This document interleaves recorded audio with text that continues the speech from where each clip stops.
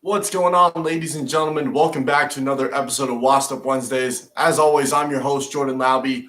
Usually here every Wednesday. We're out in California this week, spending time with family. So I had to push it back to Saturday, but that works perfect because all the games are on Sunday. So that works really well out for Week 17. Wanted to get this done before the college football playoff games start. Make sure you watch those. There's going to be a lot of good draft prospects that we're going to be talking about in the offseason that are going to be playing in those games. So if you want to keep up with all of that, definitely make sure you check in and check those out. Going off the phone today for all the notes. So let's just hop right into it. For anyone that's new to the show, we just talk about the NFL strictly here for the most part. We talk about trades, deadlines, players getting really good games, players who might be MVPs, anything under the sun, game results. We talk about the NFL in that sort of fashion. So if this is what you like, definitely stay tuned for the great content. But first and foremost, we got to talk about Marshawn Lynch coming back to the Seahawks. Just got signed a couple of days ago. Looking to play in Week 17 as the Seahawks hopefully look to clinch a round one bye in the wild card round. I think he's going to be a huge catalyst for that. I think it'll be hilarious if they get back to the Super Bowl, play against the Pats, and they have the ball again on the 1 yard line, seeing what they'll do with that. That'll be very interesting to see what happens there. But hopefully he's in shape. We'll see what happens. I'm going to bring up the Kaepernick workout as sort of allude to how Marshawn Lynch has been preparing. His workout was mostly throwing. There wasn't a whole lot of running. NFL workouts tend to have a lot of running due to reports we've seen from Adam Schefter, Ian Rappaport. They've reported over and over that when they bring you in, they want to make sure you are conditioned for a full-fledged NFL game as if you were going to play every single snap. So that's a huge testament to Marshawn Lynch to see how his running ability is and just to see that he's been signed. And they said, hey, you can handle a full-fledged game. Let's bring you back. Let's see what we can do. So someone who said that he was going to retire to still be in football shape, that's really good to see. Really shows that he was never really over the NFL, never really wanted to leave. Just thought it was his time, I guess. He got done with Oakland. But I think this is great that he is back with the Seahawks. He did say there is some unfinished business that he has to handle and that he wants to get done. So that's really cool to see that they picked him back up. Browns got eliminated from the playoffs this past week. A lot of teams actually did get eliminated. But the Browns won in particular. They had everything set up they needed to. All they needed to do was beat the Ravens. And Freddie Kitchens just, again, awful play calling. Baker making some bad throws. The defense wasn't clicking right. Yes, they're missing their best pass rusher, Myles Garrett. But they've won games without him. And the Ravens jumped. They're the best team in the NFL right now. But you blew them out the last time you played them, and then you come home. Granted, the Week 4 Ravens versus the Week 16 Ravens, in my opinion, are completely different teams. They finally have their schemes down. They finally have their whole entire system down with how they want to use Lamar Jackson. But it's just very interesting to see how the Browns weren't able to keep up with them as much as they wanted to. And also the run game got stuff. Nick Chubb averaged 3 yards a carry. He was 15 for 45, so not a good look for Nick Chubb. But that's also due in part they had Brandon Williams in this game. They got ripped off 200 yards last time these teams met. They put Brandon Williams in the middle now because he's back from injury, and they had nothing going for them. So good job by the Ravens game planning, figuring out how to come back, how to beat the Browns and get them flustered the way they did. They also had David Njoku that game when they played the Ravens. I believe he got hurt late in the game when that happened. So great job by the Browns. Raiders are still in it. They could definitely make the playoffs. They needed 5 things to happen last week. They need 5 to happen this week. They need a win. They need the Texans to lose. Not the Texans. They need the Titans to lose, the Steelers to lose, and they need the Browns to beat the Jaguars in order to get in. And then they have strength of schedule beating the Steelers, which if those 4 things happen, that 5th one happens just based on strength of schedule. So it'll be interesting to see if the Ravens can scoot in. John Gruden, second-year head coach, back, gets them back into the playoffs. Maybe Derek Carr can show some playoff magic. This would be the first time he'd be in the playoffs. So it'll be cool to see what he can do in that realm. Give me 1 second. My phone just dropped real quick. Antonio Brown got a workout with the Saints yesterday morning. That was kind of out of the blue. I think that's pretty cool that he's getting a shot at that.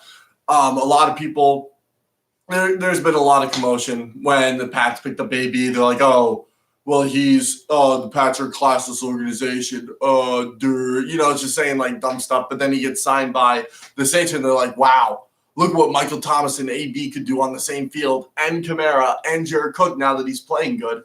And I'm just like, what's your real opinion? Like, AB is a great receiver. He before he left the game, he was the best receiver in the NFL. I would put him over Hopkins. I would put him over Michael Thomas right now. AB, when he was in his prime, and he still is in his prime, even though he's 32 years old, is the best receiver in the NFL. You could put him in the slot, you could put him out wide, you could put him tight to the line, and you could isolate him one-on-one with the best corner, and he's going to burn them every time. That being said, AB, I'm very happy that he's back, or going to be back. He has to be cleared through the NFL to see if he can be signed, which I'm sure that will go through, especially with the climate that we have today with innocent until proven guilty, especially within the NFL. I think he will get re-signed he'll get signed by the Saints, and we'll see what we can do with the playoff push, and then him and Michael Thomas, maybe even putting them on the same side of the field, AB in the slot, Thomas out wide. Maybe put Thomas in the slot on some place, put AB out wide. It'll be very cool to see what happens. I still think Michael Thomas is going to dominate, no problem. They don't really have a true number 2 receiver. Traquan Smith has been very good. Ted Ginn Jr. has been very good. But they really haven't had that true number 2 receiver. And I think AB can come in and do that. And I think he's not going to be the number 2. You're going to have 2 number 1 receivers you're going to have to worry about. But then again, we saw this happen with the Browns. Look at how their season turned out. So, but I think Sean Payton can scheme it out. I think he can do really well with it. 2 more things to go over for news. Doug Marrone, there are reports saying he's 100% going to get fired after Sunday's game. And the Jags ownership saying that's not going to happen. The owner, Khan, I think his last name is Khan, something like that. They're going to sit down with him and they're going to have a meal with all the coaches sometime mid next week, just to go over, hey, what do we think we need to do moving forward? How do you think we can shape the team for next season? Why should we keep you? Why should we not? Go through just a Q&A sort of thing, just to get a gauge of where they are as an organization and where they want to go. I think the Jags have a possibility of being relocated in the next couple of years. So I think that is also going to have a lot to do with what they do with coaches going forward. So maybe they want to instill a culture starting next season and then move a couple of seasons later and have that culture come with them. We'll see what happens with the Jags. That's going to be an interesting situation. They have a good roster. It's not that they don't. They have a talented roster. They have the players. I mean, their receiving core is deep. DJ Chark blew up on the scene. D.D. Westbrook, very good slot receiver. Chris Conley is having some blow-up games. And then you have Keelan Cole, who a couple of years ago was their number 1. So, I mean, pick your poison with how you want to handle the Jaguar situation. But they have all the guys they need on defense. Talvin Smith is looking to come back next year, which I think that was a huge hit not having him. Miles Jack will be healthy. Josh Allen will be going to his second year at defensive end, probably taking over for Calais Campbell. Hopefully they sign back Yannick Ngakoue, and that defense is back to full strength when they get a secondary back. Speaking of secondaries, Jalen Ramsey did not play great. We'll talk more about the Rams and 49ers later. But I think with A.J. Bouye, finally he's going to have a full season as the number 1 corner coming into next year. Maybe they draft another guy. Maybe they bring in someone on free agency. Maybe Josh Norman just to re-electrify that defense, even though Josh Norman, in my opinion, is not a good corner anymore. Maybe he comes back to some good coaches and let's see what he can do in that defense for the Jaguars. Last bit of news, Ron Rivera, leading head coach candidate for the Redskins job. I think that would be a great match. I think he comes in with a young quarterback with the same size and same skill set as Cam Newton when Cam Newton was coming out of college. Just seeing what they can do with the skill set there. Maybe they bring back AP for 1 more year. I don't think so. Darius Geis, he's going to have a solid power back coming off injury. He's got a good receiving core. Scary Terry's going to go into his second year looking real good. Maybe Jordan Reed comes back. Maybe they don't get rid of him. Maybe he has a healthy season.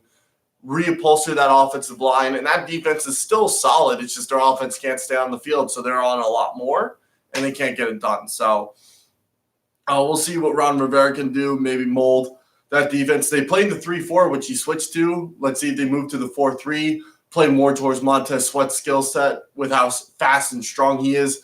Not really the best coverage, outside linebacker off the edge, but we'll see what they do with him. I wanted to get into a watch list sort of thing. for the awards for this year. Not necessarily who end the season who I think is going to win it, but just I want to go over who's on the watch list just to get some names cycling, get some controversy going with some of the picks. So usually it's going to be about 3 per position, unless we definitely know who's going to win it. Then there's going to be an optional second in case the AP messes up and does something. I have no idea, but let's get right into it. Coach of the year, the 3 I got is Matt LaFleur for the Packers, Sean Payton for the Saints, and Mike Tomlin for the Steelers. Going over every reason, Matt LaFleur, first-year head coach, coming in with a battered Packers team, really didn't have their identity after last season, and he came in as absolutely flourished, won the NFC North. Rodgers having a great year again. Defense looking real sharp with Preston Smith, Zadarius Smith, Adrian Amos playing very well back there, Darnell Savage, Jair Alexander playing like a top 5 corner this year. So he's really brought this defense back to life, something that we haven't seen for the Packers in over 10 years. And I think that's going to be a big reason why they get it. And even with Devontae Adams out for a couple of games, they were still able to generate some wins with some second-string receivers. And Aaron Jones absolutely blowing up on the scene. Jamal Williams, a great secondary option for him. Matt LaFleur, in my opinion, is going to win Coach of the Year. We'll see what happens. But someone that a lot of people say is going to win is Sean Payton. Losing your best quarterback, or not your best quarterback, but hands down one of the best quarterbacks in the league.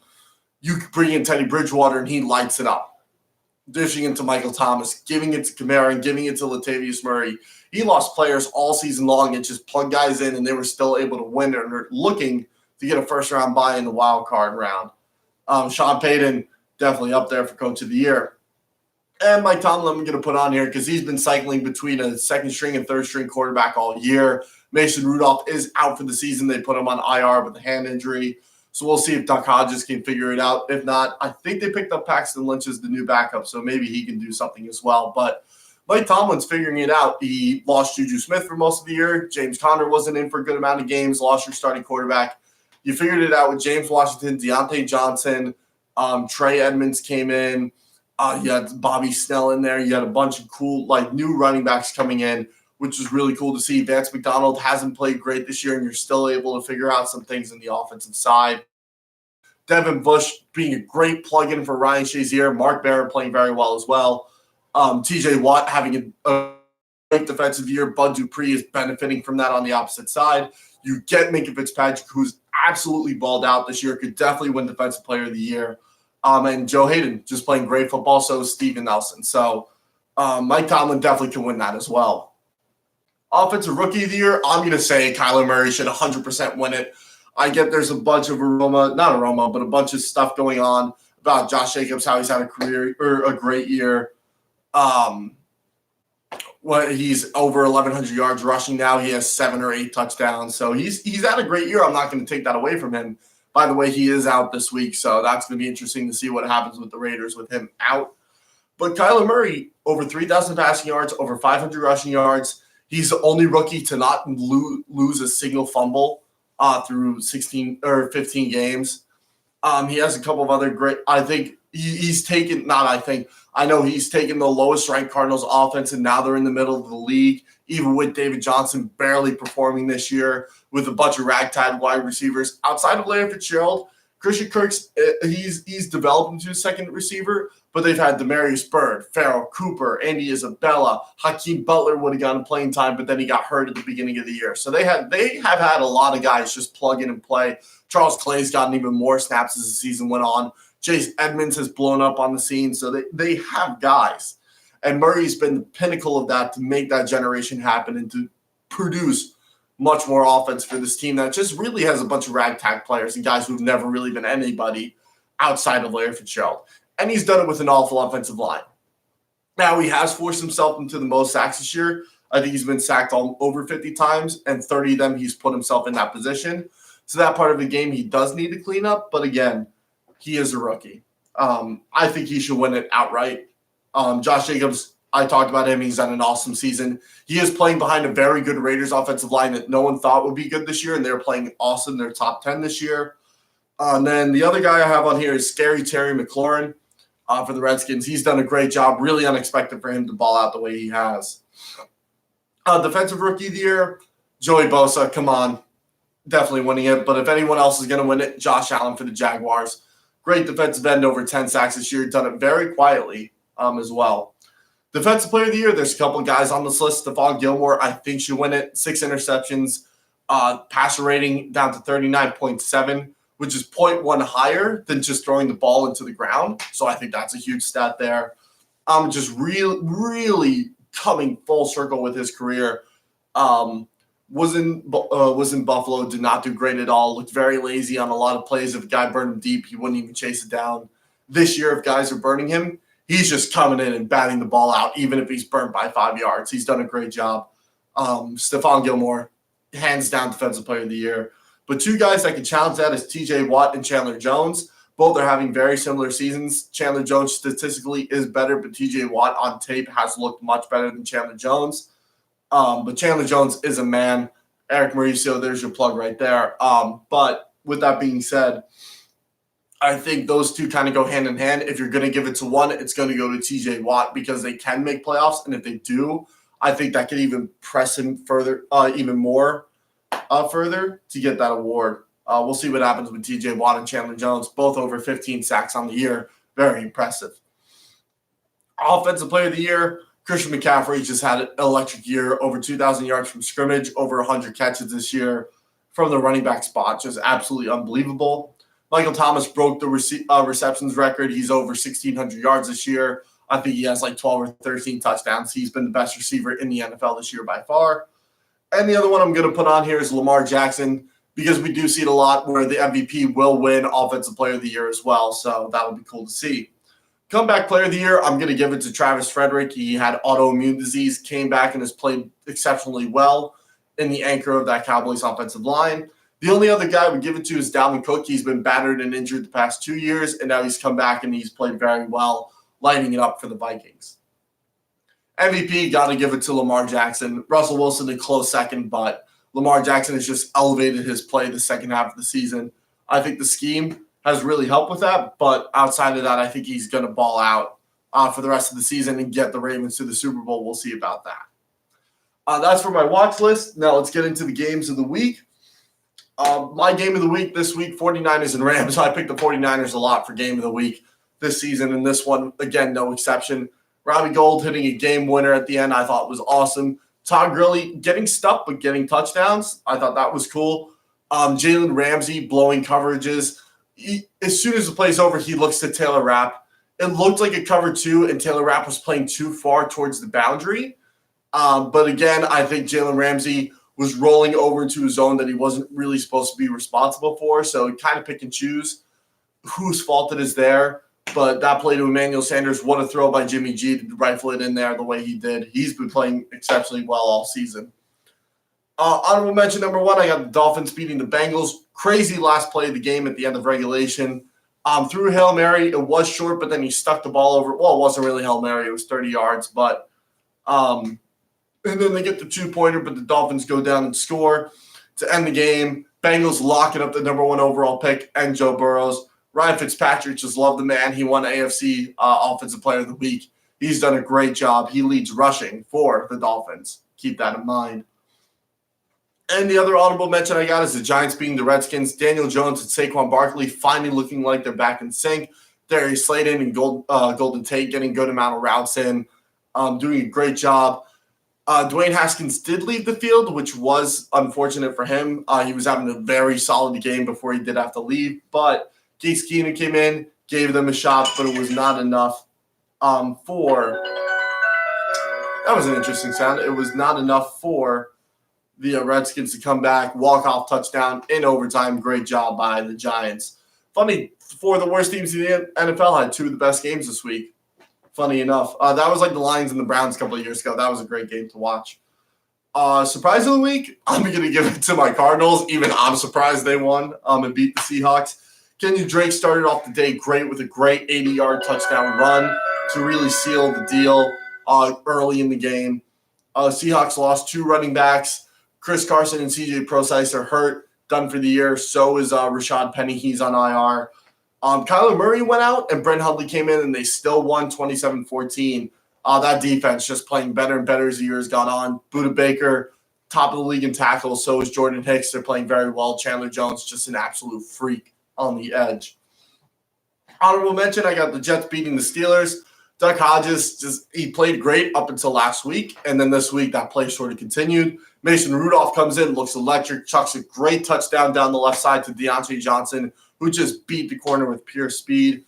And then he got hurt, and then they fell flat. They weren't able to seal the deal. Jets defense held up great. Jamal Adams looks awesome as he has all season. Great job by the Jets. Maybe they'll finish 7-9, finishing a lot better than what they were looking early in the year when they were 1-8. We'll see, or 1-7, whatever they were. I think they were 1-8. Then we have the Eagles beating the Cowboys. Cowboys have all the talent in the world, and they can't get it done. Doug Peterson having a great scheme. Too many drops by the Cowboys receivers. Carson Wentz coming out, having a decent game, not one of his best, but he did what he could. Miles Sanders just hard running. He has great speed on those outside zones where he can just gauge the line and read what hole gets open, and as soon as it's open, he's bursting right through the hole. He did a great job as well, but Cowboys just dumb mistakes costing them the game. Let's get into the peakers and leakers, then we'll get into the game picks, and that's going to wrap it up for the show.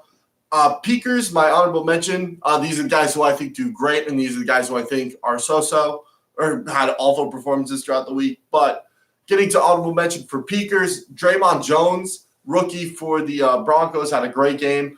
5 tackles, 2 of them for a loss, 2.5 sacks, and 3 QB hits. He was on the backfield in over half the plays. Even when the play was going away from him, he was still able to break through the line. He's really turned out to be that great replacement for Derek Wolfe. Number 3 peaker, I got Daniel Jones, 28 for 42, 352 yards, 5 touchdowns, and 132.1 QBR. The only reason he's not higher is because they did play the Redskins. If they played a better team, I would put him higher if he put up the stat line. Number 2 peaker, I got Chandler Jones, 6 tackles, 3 for loss, 4 sacks, 6 whopping quarterback hits on Russell Wilson, and 2 forced fumbles. He now has 19 sacks on the year and 8 forced fumbles. He's on the watch list for sacks in the season record. He needs 4. He got 4 last week. He needs 4 this week against the bottom 5 offensive line of the Rams. But my number 1 peaker, Nyheim Hines from the Colts, 3 returns for 195 yards and 2 touchdowns. He's the first player since 1970 to have 2 punt return touchdowns in the same game. He had 1 run for 4 yards and 1 catch for 2, but we're not talking about that. We're talking about the punt returns, baby. Great job by Nyheim Hines. Leakers this week, honorable mention, Amari Cooper. He was 4 catches for 24 yards. He did have 2 drops. One was right in the breadbasket, and the other one was just a little bit off his fingertips. He makes those 2 catches. Those could change the game and give the Cowboys the win. Number 3, Adam Thielen. He was 1 for 4 on 4 targets. Just not putting up the numbers he needs to.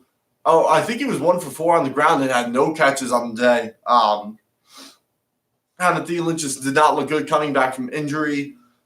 Just got shut down by the Packers defense. Number 2, I got Shaquille Barrett, who's had a great season and was looking like he was going to break the sack record early on, but not anymore. He only had 2 tackles. No quarterback hits, no pressures, no sacks, no pass deflections, no forced fumbles, nothing. Shaq Barrett looked really bad. And I just realized I did something I don't normally do. I put 2 players on the same team for peakers. Number 1 leaker, Jameis Winston. He's been bad all year, but this was exceptionally bad. First pass of the day, he throws a pick 6, had a whopping total stat line of 25 for 48, 335 yards, which is very good, especially when your top 2 receivers are out, but only 1 touchdown and 4 picks. Not a good day at all if you're Jameis Winston. Just to wrap up the show here, we're going to get into the weekly picks. This is a huge week for picks. This is wrapping up who's going to get into the playoffs, who's not, what teams are going to end up in a wild card, what teams are going to get a bye. This is how I'm breaking it down for you this week. I don't know exactly with how my picks span out who's going to be in what, who's going to get a bye, who's going to get a wild card, but I can tell you who is getting in and who is not getting in. So let's start it off. Falcons playing the Buccaneers. Doesn't really matter. I got the Buccaneers winning at home. Bills are going to lock up that first wild card spot, beating the Jets. Jets visiting them. Bills are going to figure it out. They're going to get past that Jets defense, looking real good going into the wild card round. Bears come to the Vikings. I think the Vikings stomp them out, and And they've already locked up that wild card, and they do so even more by beating the Bears. I got the Browns visiting the Bengals. Browns are going to win that one on the road. I got the Packers visiting the Lions. No brainer. Packers win that one. They lock up one of the bye week seeds. I got the Chargers the Chiefs beating the Chargers. Chargers coming to town to visit. Chiefs are going to hopefully try and lock down a bye week there. Pats are going to beat the Dolphins, lock up their bye week as well. Chiefs, that depends on the Pats. If they win, Pats win, so the Chiefs obviously not going to get that bye. Pats are going to get that there, beating the Dolphins. I got the Saints beating the Panthers. They're going to lock up the number 1 seed in the NFC. Cowboys are going to beat the Redskins at home. Cowboys looking to maybe get into the playoffs, get that 4th seed by beating the Redskins. Raiders are going to beat the Broncos, hopefully to get into the playoffs and get that wild card spot. A couple things need to happen. This is one of those things. Texans are going to beat the Titans like they did a couple of weeks ago, eliminating the Titans from the playoffs. I got the Colts beating the Jaguars. This is one of the things that needed to happen was the Colts winning. So they'll definitely get that one done. I got the Rams beating the Cardinals. Unfortunately, in the last game, I don't think they're going to get it done, especially with Kyler Murray being a game-time decision. This one is going to cause a lot of controversy. I have the Giants beating the Eagles, so the Cowboys can lock up the 4th seed. Sorry, Eagles fans. I just don't want them to get in. Then I got the Ravens beating the Steelers at the 4:30 slot. Steelers are going to get eliminated. Ravens lock up the number 1 seed, and that means the Raiders get into playoffs as the 6th seed. You can quote me on that. And then to lock up the remaining top seed in the NFC, I got the Seahawks beating the 49ers in that game as well, forcing the 49ers to go to that first wildcard spot in the NFC. That's going to do it for this episode. It's kind of short this week. Not a lot to talk about going into the final week, but you'll see for yourselves. Watch some college football today. Definitely watch the NFL tomorrow because this is shaping up to be the best NFL season yet, and this will definitely be a part of that. Next week, I'm going to try and do it on New Year's Day. I'll see. We might have to push it back a day or two. Then after that, we'll definitely be back on the Wednesday routine.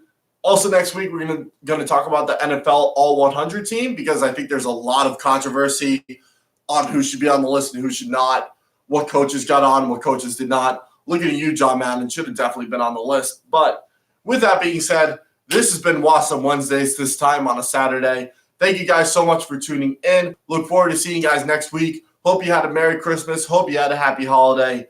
My name is Jordan Labby, signing off. Have a great night, ladies and gentlemen.